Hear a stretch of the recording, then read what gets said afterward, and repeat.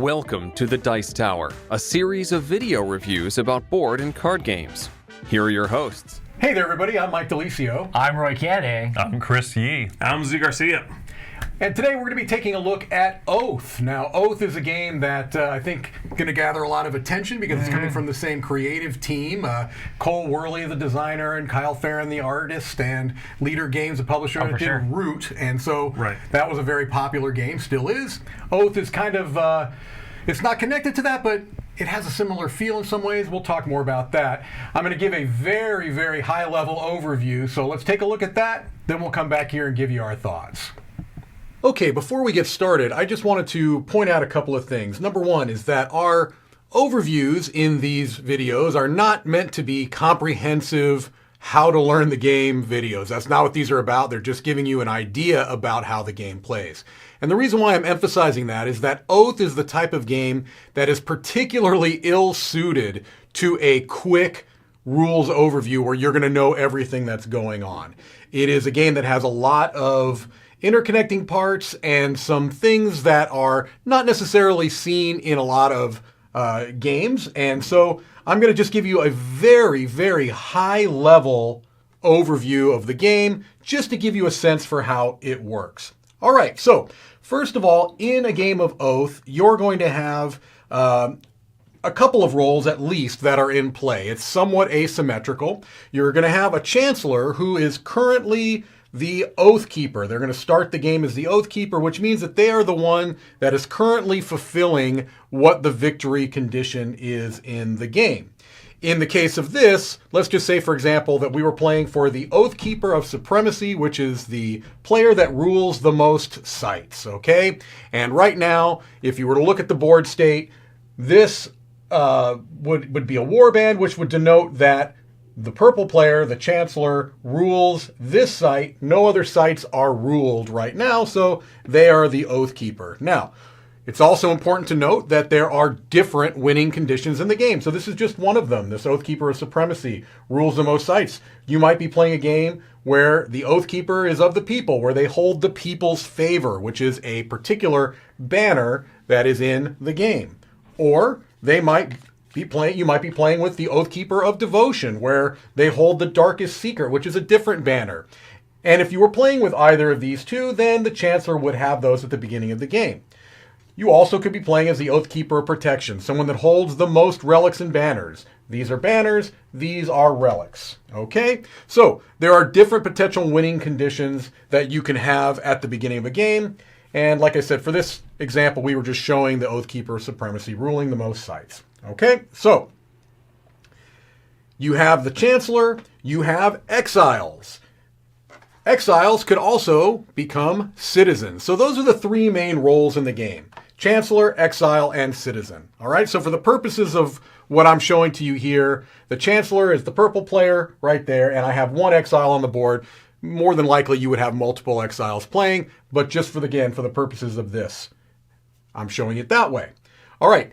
In the game, what you're going to be doing is, if you are the Chancellor, you are going to try to continue to be the Oath Keeper through a variable number of rounds. The game is always going to end at the end of the 8th round, and if the Chancellor is the Oath Keeper at the end of the 8th round, they're going to win no matter what.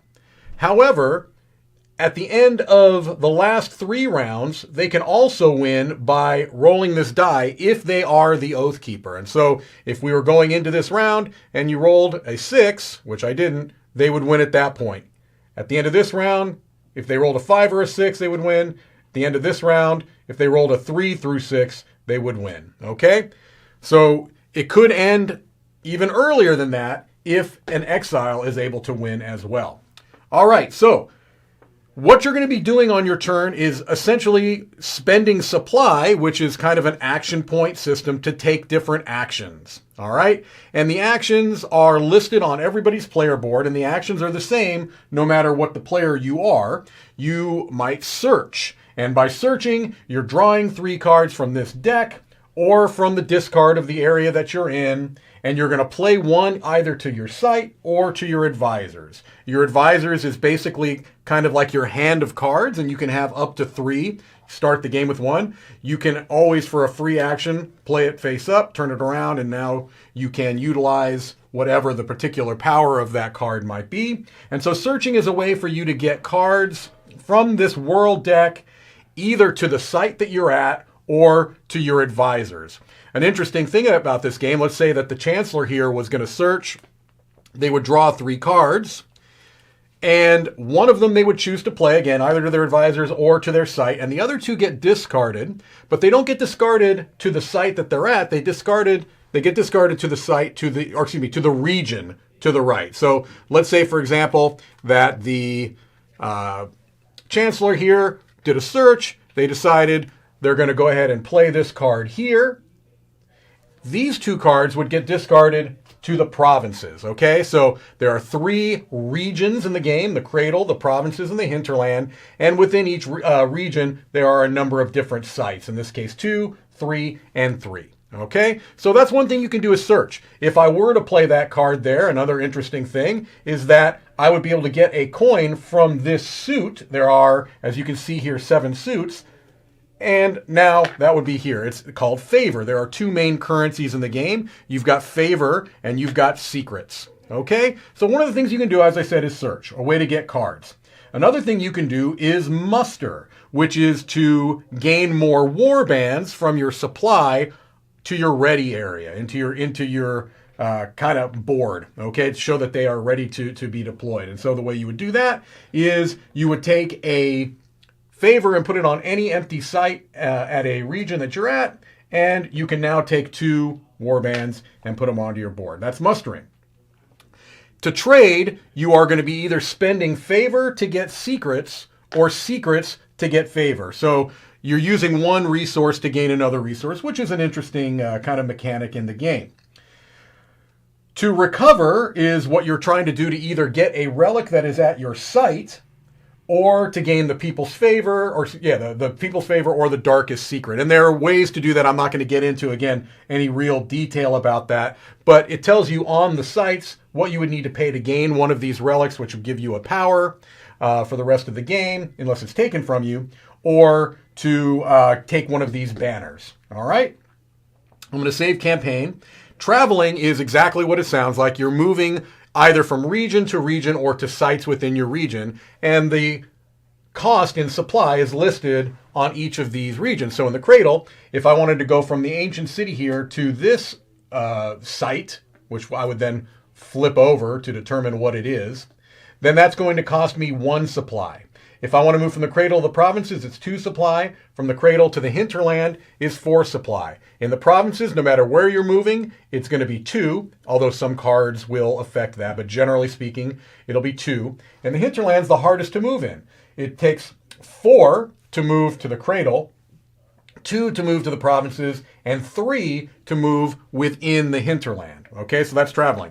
The last thing you can do is campaign. And this is essentially the battle to kind of, it's not exactly battling, but it usually is, where you're going to be targeting another enemy at your site. You're going to be either taking the sites from them, any banners or relics they might hold. You might actually be targeting their pawn, where you would then exile it and burn some of the favor that they might have.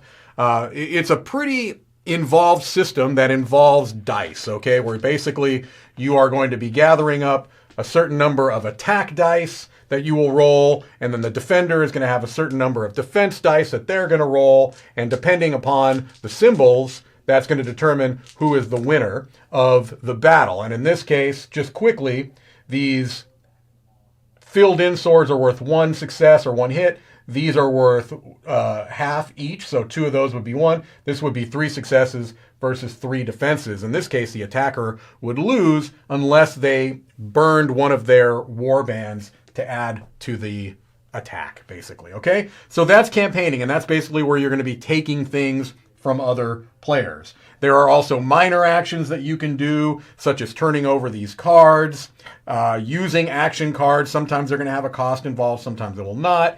You can always peek at the relic of a site that you're at for free to kind of see what's there and see if it's something you might want to try to recover at any point. You can also move warbands between your board and your site if you rule. So, generally speaking, depending upon what role you are particularly playing, that's going to be what your focus is. So if you're the Chancellor, you are trying to continue to be the Oathkeeper and hopefully trigger the end game as soon as possible, or at the very least, at the end of the game, keep that Oathkeeper title. If you are an Exile, there's a couple of things that you can do. Number one, you could try to become the Oathkeeper. And so let's say, for example, that this orange player had found a way to rule more sites than the Oathkeeper, or than the Chancellor had. All right, let's say that now they're the only ones ruling a site. They now become the Oathkeeper.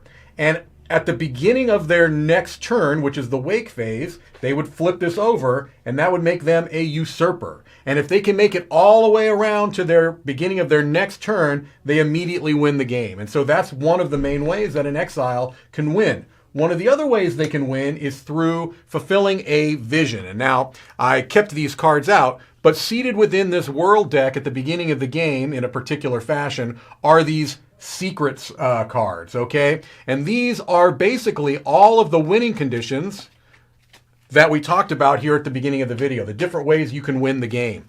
So if you were to get one of these vision cards, you can, at any point on your turn, reveal that vision and say, now I'm going for this vision of sanctuary, and if I can make it to the beginning of my next turn and I have whatever it says, in this case the most relics and banners, and at least 3 visions have been drawn from this deck, then I win the game. So that's another way that the Exiles can win. You also, as I said, have the different win conditions before: the people's favor, rule the most sites, holding the darkest secret, and then there's a conspiracy card that basically is a way to take a relic or banner from somebody. It kind of it sneaks up on them a little bit. You're having a bit of a conspiracy there, all right? So that's another way that the Exile can win.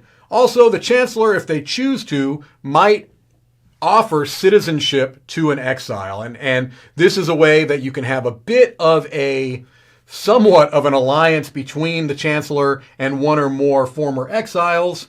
But the danger to that is that now any of those citizens have a chance to win the game themselves. They've got this alternate win condition, which is in purple at the bottom of all of these kind of oaths that you might potentially be playing in that game. And so it gives them potentially a chance to strengthen their position because they're kind of sharing warbands with the Chancellor, but it also does give them a different way to win whenever it might trigger a win for the Chancellor. If the citizens have fulfilled that secondary condition, they would win instead of the Chancellor. So, a lot of things going on, a lot of potential win conditions, oftentimes happening at the exact same time. There are a lot of things that I did not cover here, and that was by design, because again, I just wanted to give you a general idea for what the game feels like. Let's head back over and let's all tell you what our thoughts are on Oath.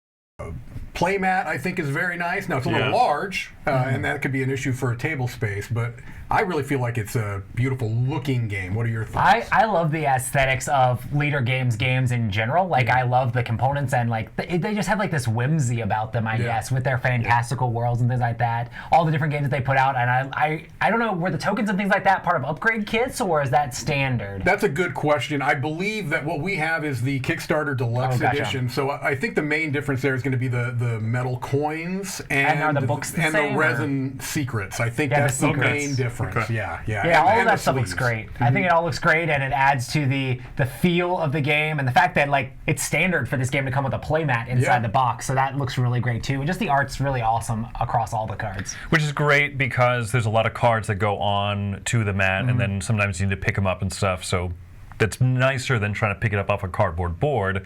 You mentioned the mat is big, but I think it's the right size. Oh, for sure. Because you're going to be loading up each area with up to 3, maybe 4 cards, relics and stuff. Yeah.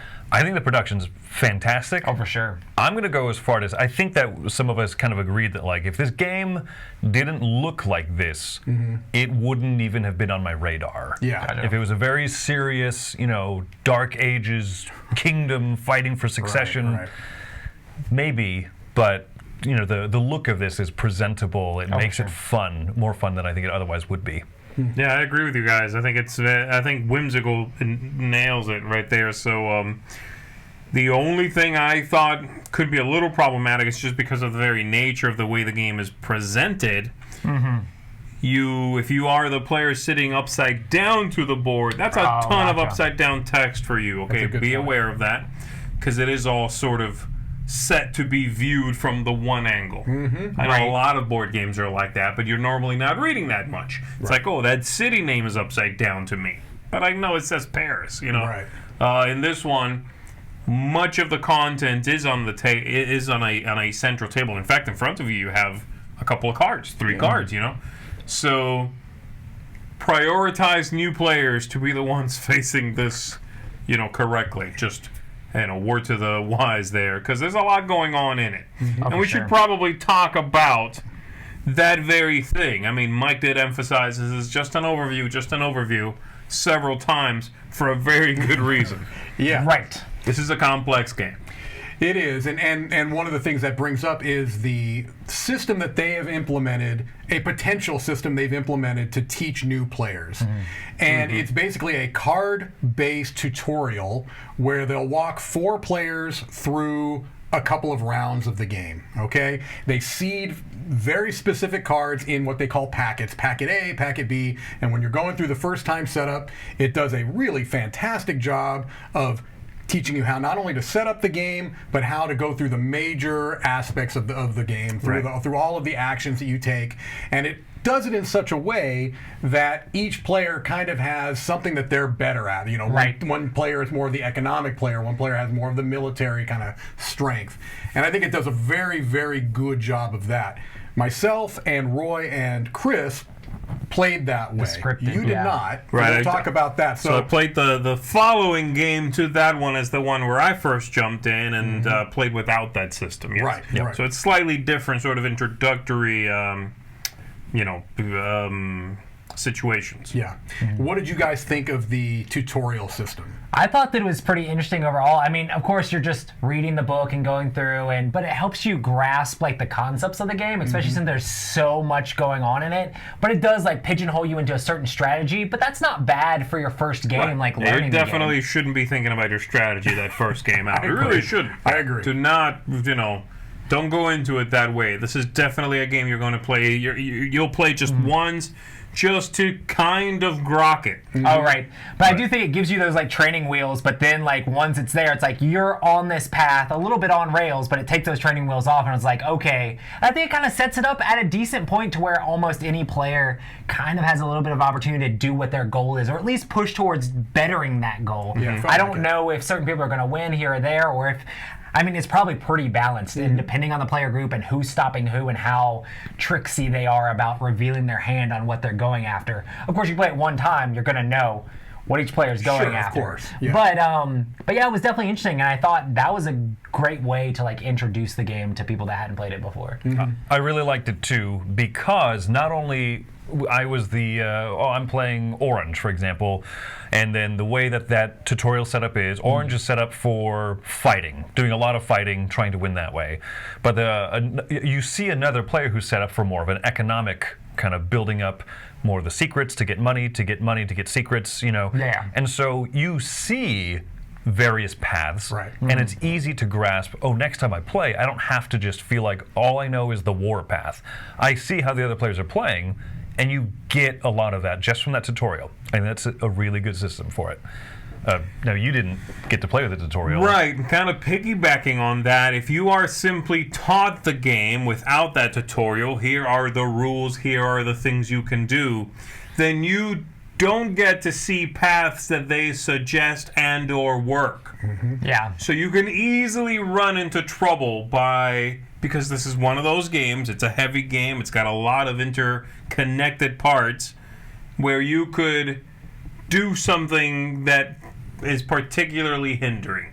Because you just don't know any better. You don't know what you cannot do, and especially in games of this ilk, should do.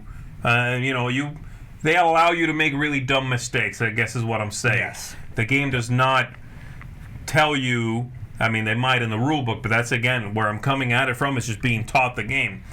Don't do this thing, because that's terrible. You're going to be hurting for the next 3 rounds if you do that. Right. Don't give up your last secret, right?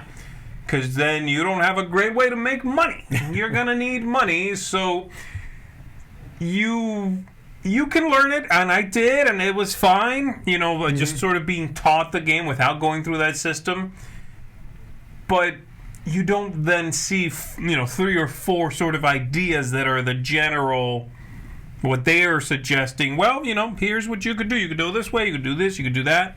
You don't get to watch all 4 of those play out in a very scripted way.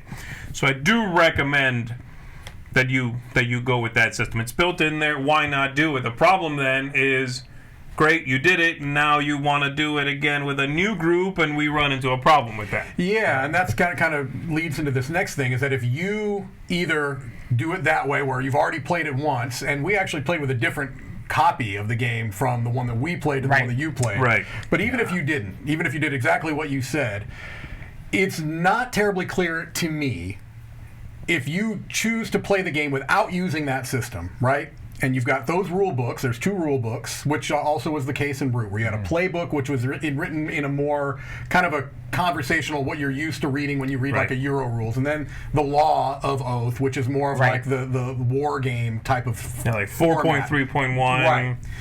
Yeah. If looking at both of those rule books, I feel like it does not do a terrific job of setting you up to set up your first game with new players if you're not going to use that system. Right. I feel like it is, if it's there, I was really struggling to figure out, okay, well, what exactly am I starting with here? What distribution of cards am I starting with here? I know how to build the world deck. It tells you very clearly, 10 cards, then put in 2 secrets, and then put that on top of another stack of 13 with 2 more, I think. 15, or 15, 3 more, right. Or whatever. Then it says, then put those on top of the rest of the denizen cards. I'm like, well, what rest? I mean, do you just start with that card?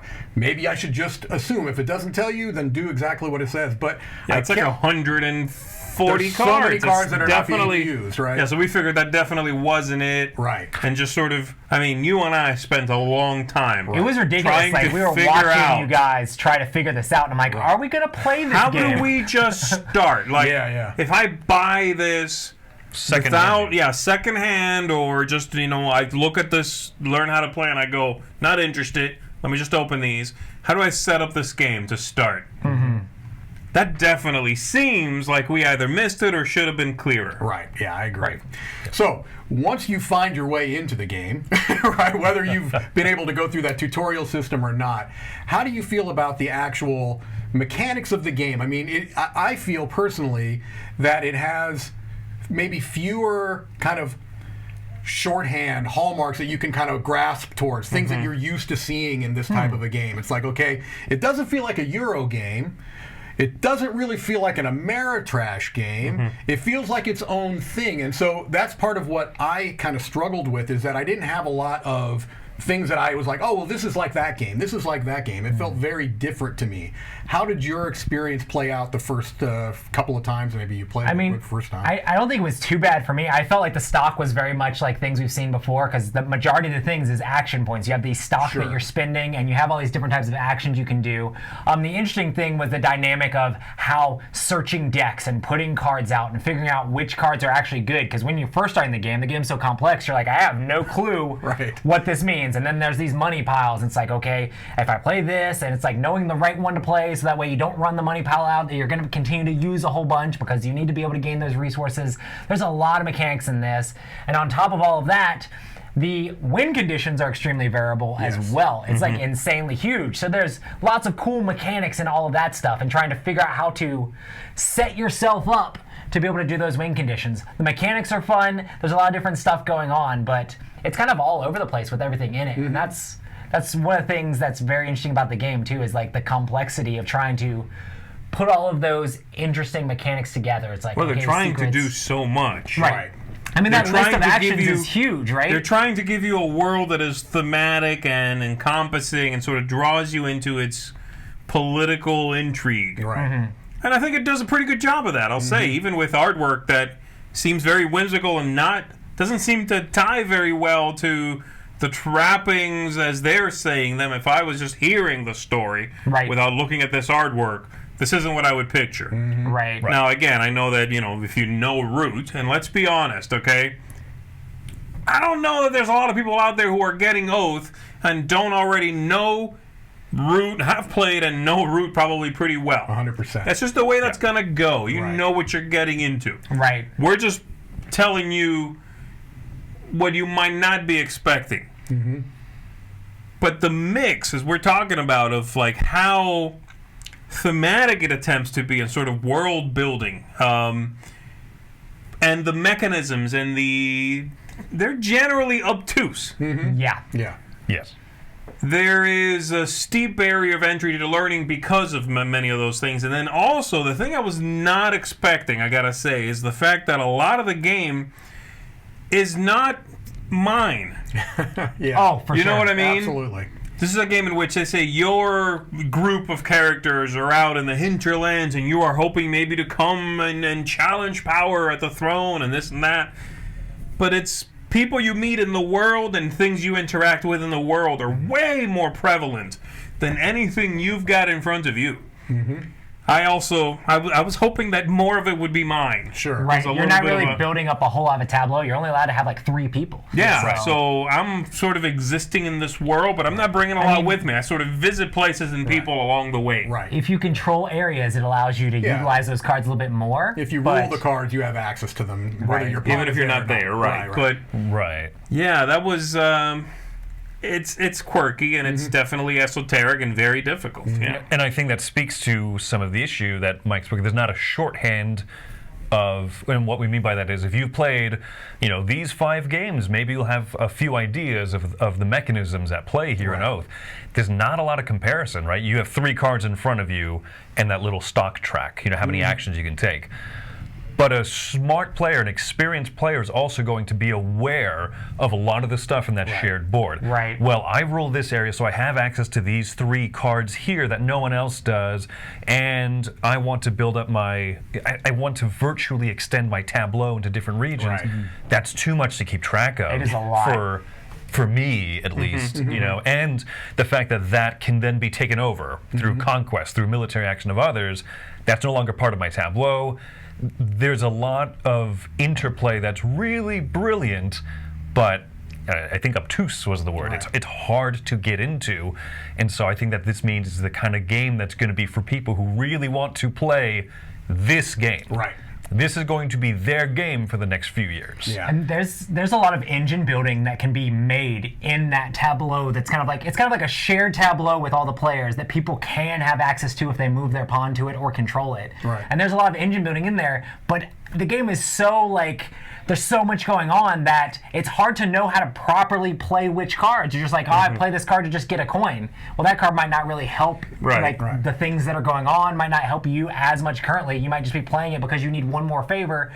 Because this game is, I don't know if you want to talk about this, but this game is all about just who's winning, stop them from winning. Well, and like as There's you said, a lot of that, yeah, right. You could potentially have 4 winning conditions happening at the same time. Oh, for sure. Yeah, sure, Everyone right. kind of going for their own, and it's like, how do I stop them and yet still It fulfill becomes mine? your responsibility if the next player after you is about to win. It can. I mean, there's no doubt. If you hate the concept of king making, if you hate the concept of stopping somebody else, maybe even at the expense, king making the board game. then you have to be aware that that's a big part of this game. Yes, it is. really And again, they tie it into the theme. Yes. But it might still bother you just mechanically because very much that's a part of it. There's also an idea that I want to touch on here, and I want to make sure we don't forget to talk about this, of this game being a complex, heavy, involved, highly strategic and reactionary game. that also has an extremely lucky, in my opinion, combat system. Sure. A combat system that is very punishing, or can be very punishing. Yep. And I found that interesting. And I didn't hate it, but I thought, wow, this is a bold move to put in a game that has this much going on, where I can expend this much sort of brain power and then get destroyed by a die roll. Yeah. Or the opposite might have happened. How did you guys feel about the combat system? I felt there would have been more mitigation. I know there's cards you can control that give you different things in there, but it's kind of, you would have to build towards that and be like, oh, that card's there, let me take over that area so I can control it. You can only control 3 cards in front of you, so maybe you build one of those for yourself, but then you're not building up your engine to be able to do other stuff, and sometimes you're trying to combo that stuff together, have the same type of cards. I just felt like the attacker, if the defender has defense, is really gonna have a bad time. If they have defense at all, you're really gonna have a bad time. There was a time where I rolled a massive, like I did everything I could in my power to just like mitigate, get people, get tons and tons of people.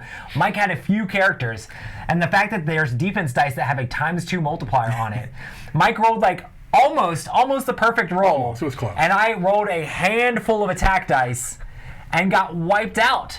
It ended up wiping both of us out. It did. But I mean, it makes certain things where it's like, oh man, I was really trying to hope to set things up to try to like win a condition here and things like that, but it can be really punishing based off of luck, because once you roll those dice, you can take people out and do a little bit of damage, but there's not a whole lot of mitigation or a lot and I understand like that. I understand that they are suggesting in world, hey, combat is risky, combat is deadly, maybe don't resort to combat. I get that, and they're saying be sneaky, find another way around to achieve your goals. But if your vision says you have to do conquest, there's and that, that's what you're going and also for, if you get into a fight because you you have to, you need something, then you have to deal with that combat system that's been put in place, and it can feel a little off, maybe. I don't think any of us disagree. Yeah. Well, I was going to say, but then also, each game you play with a different main objective. And so the first one, the tutorial game with the stepped walkthrough, that one is based on conquest. It's based on combat. Ruling the most spaces. And so from the get-go, you're going to see that. They're going to kind of both simultaneously say, hey, combat is pretty risky and punishing, but also kind of push that as the first objective out the gate. The main objective changes from game to game, which I think is really cool. There's lots of different of alternate win conditions that get passed around, and I just want to add this to luck.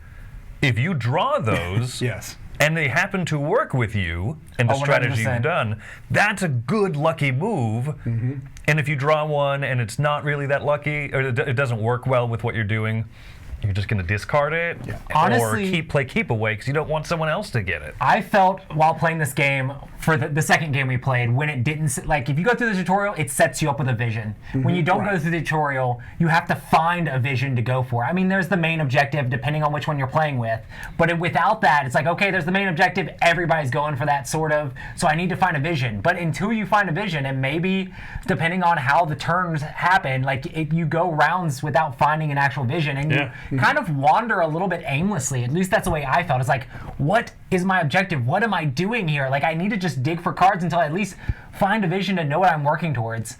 And then you have to kind of like keep that a little bit of a secret. It's like, oh yeah, I have one, but I need other people not to know. But also, if you know the game really well, it's like, well, I have this vision, he's not going for that. I have this vision, he's not going for that. I discard that vision into that deck. Once you know the game really well, people might be able to kind of figure out what you have face down and what you are working towards. It's very interesting. There is clearly, it doesn't shy away from luck. And I think that's, just in general, there is a fair amount of luck. Not necessarily a bad thing, but in a game that can run as long as Oath can, because it's a variable length, right? It can end quickly. It can end very quickly, honestly. But if it goes all 8 rounds, that's going to be a long game. And if you feel like there was too much luck, that's where that ratio can be a little bit distressing. If you're playing a 3-hour game and you feel like the luck value is too high, or the luck factor is too high, that could be something to keep in mind anyway. One of the things I did want to bring up, because I didn't talk about it in the overview briefly here, is this whole idea of it being a Chronicle game, right? Which is not really a legacy game, because you're not destroying anything, and you can theoretically have new players pop in and out, and even different player counts. But the kind of the easiest way I can think of to describe this system is it kind of is an elaborate setup for your next game. Right. It kind of creates a persistent world. Right. And that's really, it affects the And setup. a persistent world that has a memory about some things and not others. Exactly. But yeah, sure, it kind of changes the setup for the next one, right? Right. And changes maybe what the win condition is for that next game. So Yeah. I feel like, in my opinion anyway, when I first heard about the game, I thought that maybe there was going to be more of a story element to it. Because at the end of the game, the idea is, hey, whoever won the game can write in this really nice little book, which I don't know if comes in every version of the game, but in this version, like an almost leatherette-bound book where you write down your chronicle, you write down your story of how you won and what happened, right? In my opinion, this is absolutely not a storytelling game. If you're going into it looking for a storytelling game, sure, there's story there, but most of that's going to be supplied by the players themselves. Right. Yep. So, what are your thoughts on this whole idea of it being this chronicle? Is it innovative? Is it new? Is it anything? Is it just smoke and mirrors? It's interesting because a lot of the visions don't even make it so that you need presence on the board, and a lot of that chronicling and saving stuff is based off of where the winner had presence on the board. So it's like, okay, well, I won through relics. I didn't have any presence on the board, so I'm gonna have like the little throne of power thing or whatever, but I'm not going to be seeding a bunch of the stuff out on the board because I didn't control anything because that's not what I needed for the victory. But then also in the next game, oh, well, that's going to be what we're going towards. Everybody's going to be going for relics next game. Right. So it makes it kind of interesting that the way you won the game last time is going to be the main way you win the game the next game. I find that kind of interesting. I don't know whether I like it or dislike it. It's just kind of like, oh, that's strange, you know? And maybe I'm just not smart enough to know how, carrying over stuff from that first game to the second game and on is going to make the map that much different. Each land area has like a small special ability. This one lets you travel out of it a little bit easier. Yeah. That's fine. Mechanically speaking, all that stuff's fine. But I like the idea that Z won our game, right? Our last game, and you get to write in the Chronicle. If we were really going to go through and chronicle this, You do like that. I like that idea because you had a really sluggish game, right? Where it was slowed for a little while, and then you got a really nice little uptick at the end where you got your win condition, and it was a pretty cool story. Everyone was expecting everybody else to win, and he's like, oh, by the way, I win, guys. Bam! Right? Well, you guys were sort of ignoring me, which I think is how I got away with it. But we had other fish to fry because of that, right? Yeah. But when you write your chronicle, you could say, I was glorious the entire game. I did fantastic things, and everyone bowed to me, and was, you get to write how you want to. Yeah, but don't you do that after every game? Don't you do that after every single game? But it's when cute. you speak in your glorious voice, you trigger. That's right. Siri? I apologize. I disagree about the Chronicle thing. I think it's a goofy, tacked-on idea.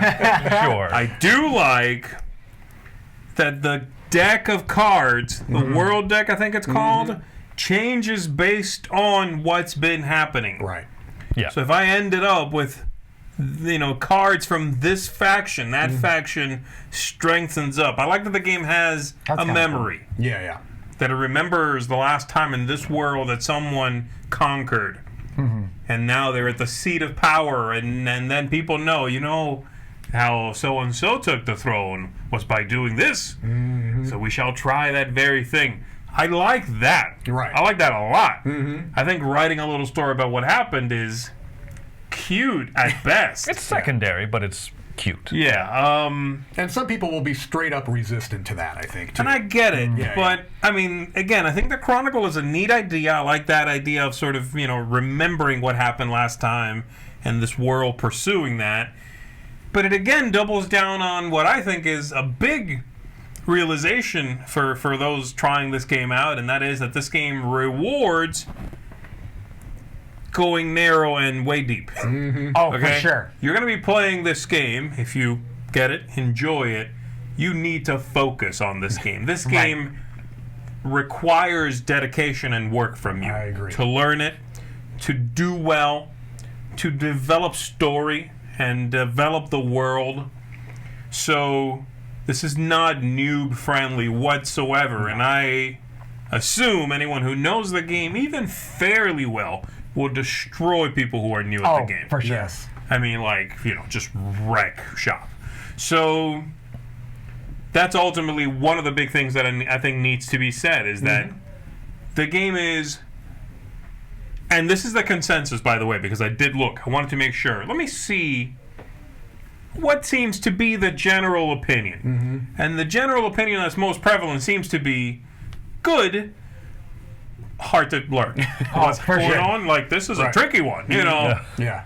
And I think that's true. I think that holds from my experience. So if you do enjoy it, be ready for a tough learn. But then also, you got to be in the market for one of those games you want to just dig in, and you're digging into that one for a while. You're not doing other stuff. You're not necessarily doing a lot of jumping around with the people you're playing. You're getting into this game. Right. I think it will be a rewarding experience. I do. And that's where I think the Chronicle is going to be best for. Yes. Right? The goofy, write your story and everything.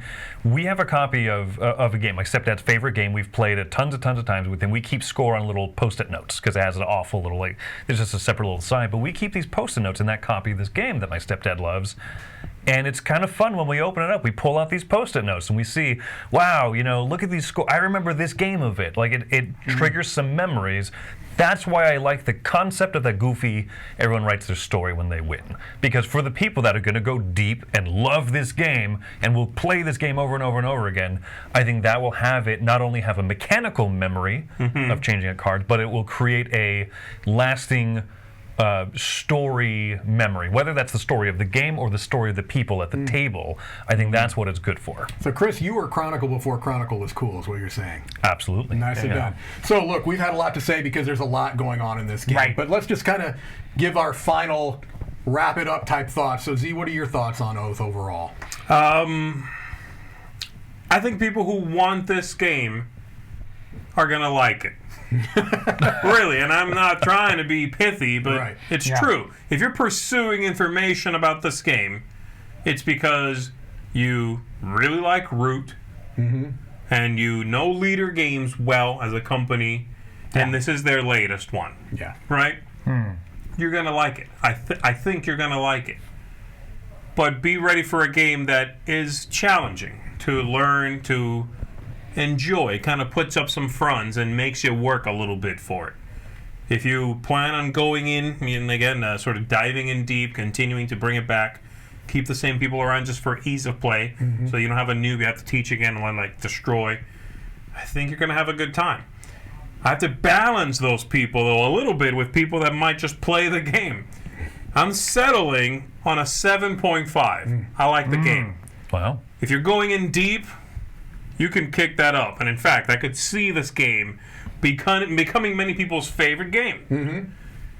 Because it's not smooth. And I think that's what makes people's favorite games. Right. A game that is too smooth and appeals to everyone is everyone's 7.5, 7, right? This is one that will be a 10 for some people. Yeah. And some folks are going to try to learn it and they'll be like, oh, this is a 1 out of 10 because I couldn't get past the book. Yeah. I think it's a robust design, though. So, yeah, 7.5 from me. All right. Chris, what do you think? I'm giving this game a 7 for a lot of the same reasons. This is going to not be on my shelf and I say, ooh, that's an exciting game, because for me, I know I'm not going to play it deep enough to appreciate it. I'm not going to play it enough. But there are those people who are really going to love it. I would rate it higher if it was more accessible to just pull out every once in a while and play and say, let's just, let's how this one goes, right? It's going to be a bear to remember the rules. Yeah. It's going to be a bear to teach new people. I would love to rate this game higher. There's a lot of that that's fantastic and so smart and so unique about it. Yeah. But that's what's really pulling me back, is that there's going to be this game's going to be on a lot of people's shelf of shame or shelf of unplayed games in a year. That's what that's what I anticipate seeing. Yeah, I think it would be high for me if it wasn't. It almost feels like a game is very self-aware that it is not for everyone, and isn't trying to be. No. You know what I mean? It is not. They're like, hey, what's the setup for like when you want to play a game after you put it down for a while? You don't do that. You're not going to put it down. You're going to learn it. Right. You're going to keep playing, you're going to play, you're going to play, and eventually you're done with it and you store it and you're done with it. Yep. And I'm thinking about coming back. If you're playing this game right now, So that's, I think, why it pulled it back for me too, because the game is self-aware of the people it's being made for and doesn't try to really get anybody else. For me, I enjoy a lot of the mechanics in the game, and I felt like I understood it. Like, even after our first play, I understood what was going on. I could see how it was going, and I knew what I needed to do to win, and I knew what I needed to do to try to grab the visions and try to set things up and try to manage resources and all that stuff. I normally like a lot of that stuff in games, but for me, this just felt overly obtuse and overly clunky. Like, it felt like I wanted to play the game and I wanted to do things, but there were always hindrances or things that were like messing it up. And then the fact that this game was like really, really like just take the leader out is like the entire game, and it's really hard where it's like, okay, well, I wanted to do these things to further what I want to do, but they're gonna win. That's my only choice. I have to stop them from winning. Sure. That's the entire game, and I mean that is this game. For me, this is coming up at a 6. I normally like this kind of game. I like direct conflict games. I like games where you're in each other's faces, but for me, it was just it wasn't streamlined at all, really, and it just feels clunky for clunky's sake, in my opinion. And so if you want to play a game that's smooth and easy to hit the table, this is not it.